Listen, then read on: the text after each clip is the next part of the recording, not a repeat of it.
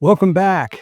So right now, one of the most exciting and maybe least understood sporting events is taking place. And I'm talking about the 2025 Tour de France. I'm a cycling nerd and used to take it a lot more seriously than I do today, but this is still such a great time of year. But what's amazing to me as a physician is thinking about how in the world do you optimize a human's body to perform at peak level for such a long endurance race? What can we learn from what they put themselves through? So keep in mind, if you want to be a part of conversations like this, please hit like, subscribe, share, put something into the comments. Let me know what you're thinking. Let me know if these information packets are helpful. So let's talk about the race. First of all, the Tour de France has been around since 1903. The very first race was a mere 1,500 miles, took place in 6 days. These guys were riding about 250 miles a day. And what's crazy is that 120 years ago, they were probably smoking cigarettes and stopping for wine in some of the villages, right? And it was mostly flat back then, and it wasn't the team structure that it is today. So it was a very different race. Today's race, 2025, started off on the 5th of July in Lille, France. 23 teams made up of 8 riders each. So all in, it was 184 riders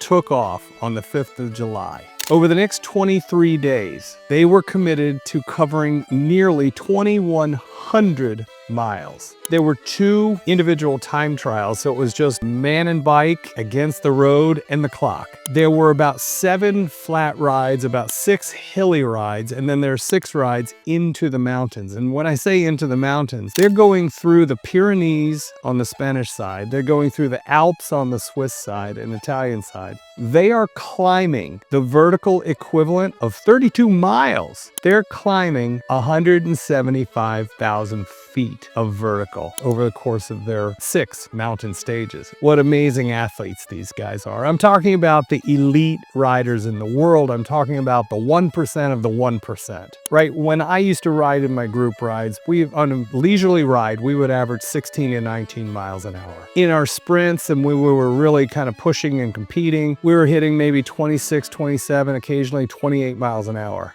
These elite riders average 30 miles an hour on the flat and hilly sections, and they do that for over 100 miles at a stretch. And then they do it again the next day. It's crazy how good these guys are.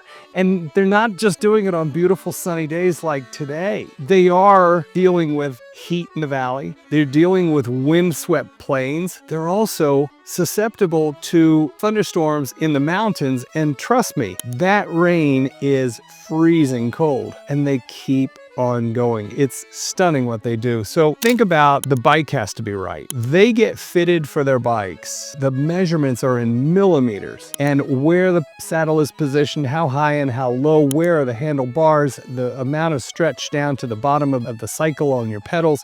It's amazing. And they're put into wind tunnels so that they get as aerodynamic as possible. It's crazy. They're really trying to become invisible to the wind. They're really trying to be as aerodynamic as an arrow. I remember watching a story about US Postal and how one of their doctors noticed that if the riders would simply rotate their elbows in, it dropped their coefficient of drag. Not a lot, but over the course of a 2,000-mile ride, it was enough to make a difference. And it was one of the many things that made US Postal one of the most dominant teams in cycling history. And it was figuring out those little 0.5%, 1% advantages time and time again. And when they go out on their rides, they are wired for sound. They are wired up just like the B-2 pilots were, just like astronauts are.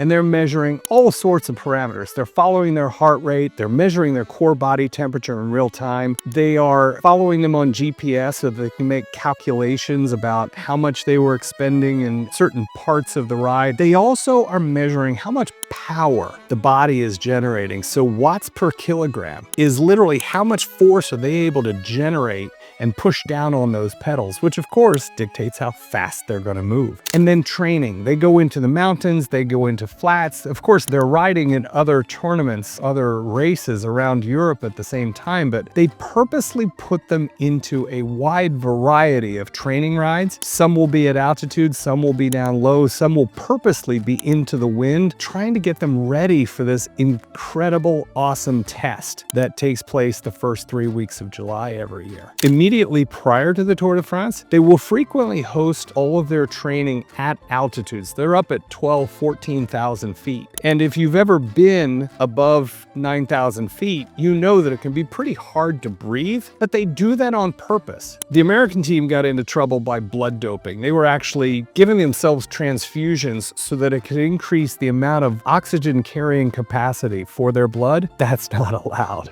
What they do is they naturally try to simulate that by getting them to train at 12 and 14,000 feet where it's hard to breathe. The harder they train and the longer they're up there, their body actually says, hey, let's get some more red blood cells out of the bone marrow and into circulation so that we can carry this oxygen so that our muscles and our organs aren't screaming and needing more. And then they take those naturally boosted oxygen carrying capacity blood vessels, blood cells, and they take them down to Lille and start the race. They have a carryover effect of this extra oxygen carrying capacity. It's not a huge boost, but you're looking for little edges because keep in mind, everybody around you is at the very top of their game. One of the other elements that I find fascinating is there's a lot of focus on the mental preparation. You know, they talk about golf being a mental game, but I beg to differ. Cycling is incredible because of the torment that you put your body through.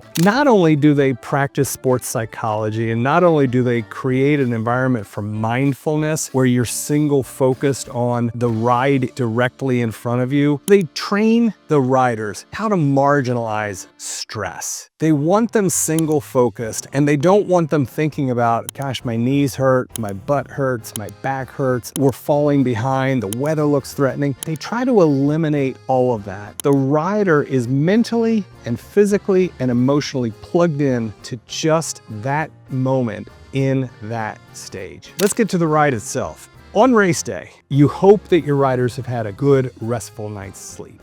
When you put them up on the start line, they need to be single focused and well fueled. And that means there's going to be a scientifically managed breakfast to give them that fuel to start that 140-mile ride that day after they just did it the day before. They want them to be well fed, well rested, because over the course of that day's ride, the average cyclist is probably going to burn somewhere close to 8,000 calories. You and I burn about 2,000 on an average day. And hydration is life-saving. They have to manage their fluids. After the ride, one of the things that they do is they actually draw blood and they look for signs of stress. How is the body handling all of the extremes that it's being pushed through that particular day? And they're looking for signs of stress so they can modify how they prep the rider for the next day. They go through this incredible pre-ride and in-ride optimization for each rider. And then when they get into the ride, it's extraordinarily tactical. It looks like a bunch of young guys all bunched together